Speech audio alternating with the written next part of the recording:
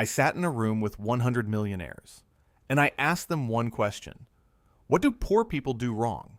Their answers were brutal, not politically correct, not carefully worded, brutal.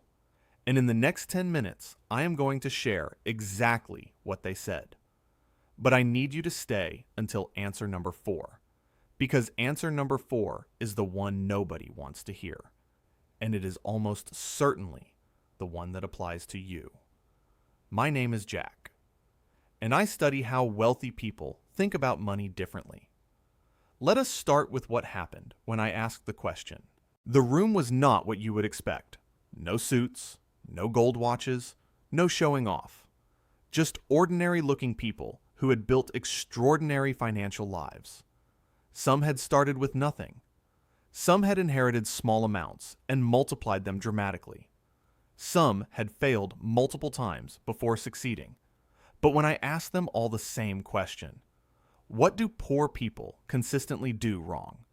The answers converged on the same 5 themes, almost word for word, which tells you something important before we even get to the answers. Wealth is not random. The behaviors that create it and the behaviors that prevent it are remarkably consistent across thousands of different people in thousands of different circumstances. The same mistakes, made by millions of people, in slightly different ways. And here is what is important about that. Mistakes that are consistent are mistakes that are learnable, which means they are also fixable. Now, let us get into what they actually said, because answer number 1 made me deeply uncomfortable, and I suspect it will do the same to you. They trade time for money and call it a career. This was the answer that came up most consistently, across almost every conversation. Not in those exact words, but in the same essential idea. The wealthy people in that room had all made one transition at some point in their financial lives. They stopped selling hours and started building systems, not necessarily businesses, not necessarily investments at first, but something that generated value beyond the direct exchange of their time. One person said it in a way I have not forgotten. A salary is the most expensive way to make money because it costs you the one thing you can never replace: your hours. And here is what made that answer land so hard. Most people never question the model. You go to school to get a job. You get a job to earn a salary. You earn a salary to pay for a life built around earning a salary. The model is the trap, not the specific job, not the specific salary. The model itself.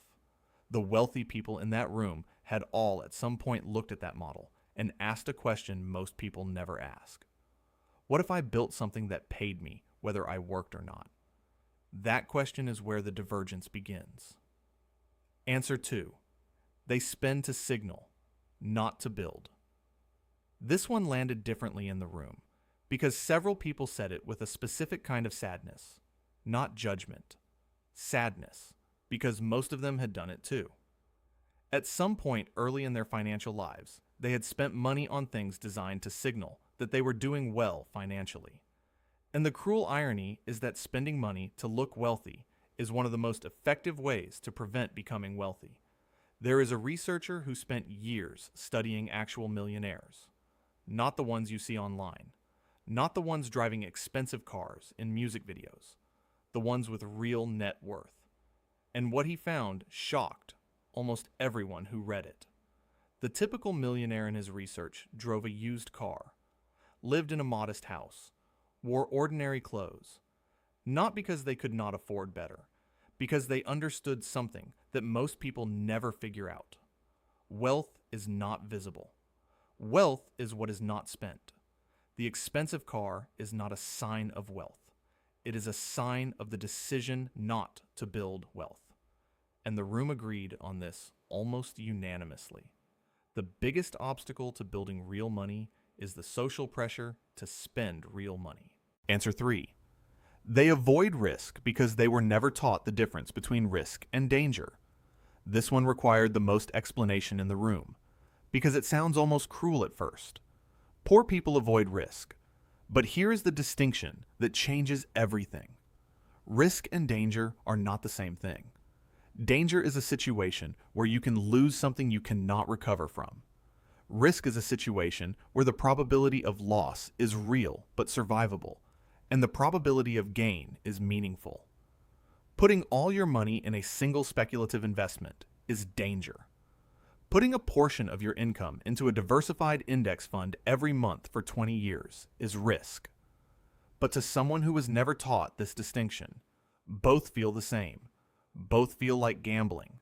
And so the response is to avoid both, to keep money in savings accounts that feel safe, while inflation quietly does what danger never got the chance to do.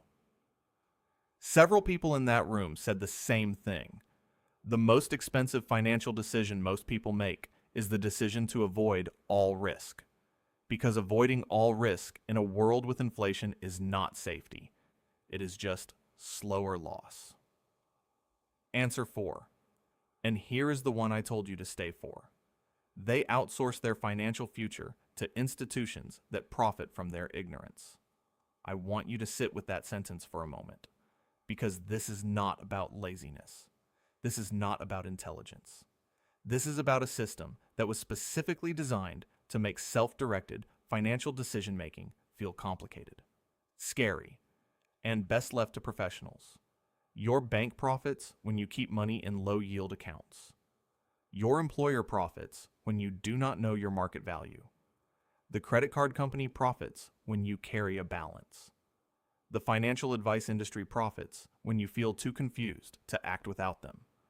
Every single institution that touches your financial life has a direct financial incentive for you to remain financially dependent.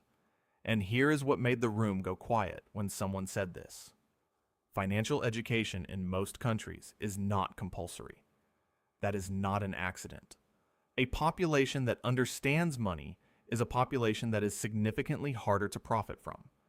So the system produces financially illiterate people, and then provides paid services to help those people navigate the illiteracy the system created.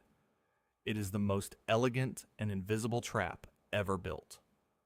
And almost everyone is inside it. Answer 5. They wait for the right moment to start. When I have more money, I will start investing. When things settle down, I will start saving. When I understand it better, I will start. This was the answer that generated the most emotion in the room, because almost everyone there had said one of those sentences at some point in their life, and almost everyone there could identify the exact cost of the years they waited. Here is the math that makes this real. Someone who invests $300 per month starting at 25 versus someone who waits until 35 to start. Same amount. Same consistency, same investment. The person who started at 25 has approximately twice the wealth at 65. Not slightly more, twice. The cost of waiting 10 years is not 10 years of investment returns. It is an entire lifetime of compounding, gone, because of waiting for a moment that felt more right than right now. One person in that room said something I think about constantly. The best time to start was 10 years ago. The second best time is today, not next month, not when you understand it better, not when things settle. Today. Now, here is what all 5 answers have in common. And this is the reframe that ties everything together. None of these mistakes are about intelligence. None of them are about discipline. They are all about information. Specifically, the information that was withheld. Nobody told most people that trading time for money had a ceiling. Nobody showed them the math on spending to signal status. Nobody explained the difference between risk and danger.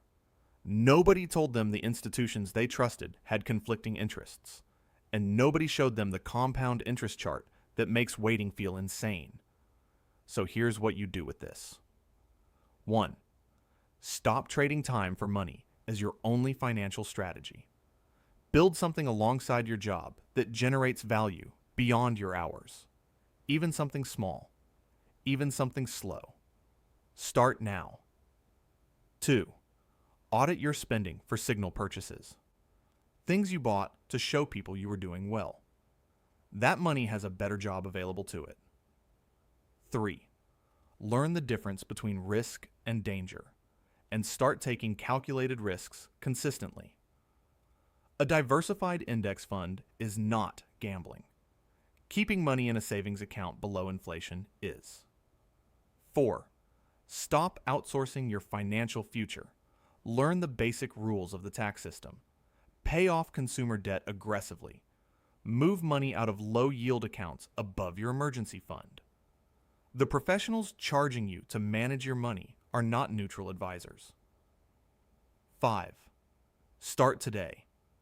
Whatever version of starting looks like for your situation right now. Start that version today.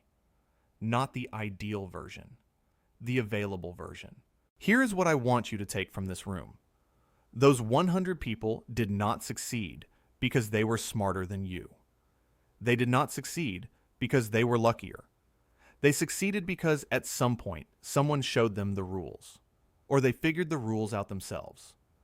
And then they played by those rules consistently, for long enough for compounding to do what compounding does. You now know the rules. The 5 answers were not brutal because they were unfair. They were brutal because they were true. And true things have a way of feeling uncomfortable when you first hear them, and then feeling obvious once you cannot unhear them. If this changed how you see your own financial decisions, hit subscribe. New video every single week. And one question for the comments. Which of the 5 answers hit closest to home for you? Be honest, because honesty is where change actually starts.